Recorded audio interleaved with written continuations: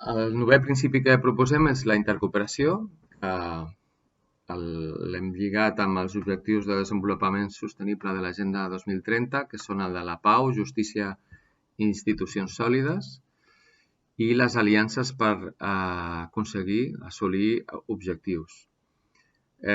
Totes les empreses de qualsevol sector estableixen relacions de col·laboració entre elles.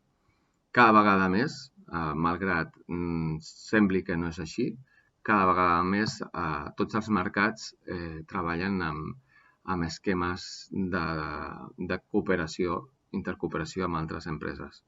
L'economia social és promotora de la intercooperació per assolir objectius d'interès general i això no va en detriment d'augmentar l'activitat econòmica de les parts que cooperen, sinó que ajuden a assolir objectius més agosarats i més grans dels que puguis tu fer com a empresa individual. Plantejant cobrir necessitats no resoltes d'interès general o construint noves oportunitats per a les persones, comunitats o al medi ambient.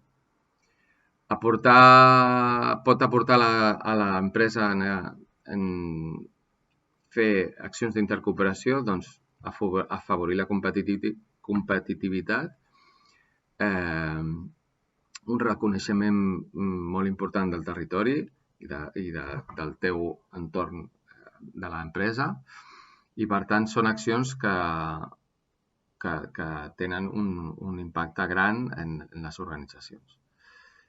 Això com es fa? Doncs signant convenis de col·laboració entre empreses o amb entitats socials, amb administracions públiques i impulsant projectes d'interès general en cooperació amb altres empreses.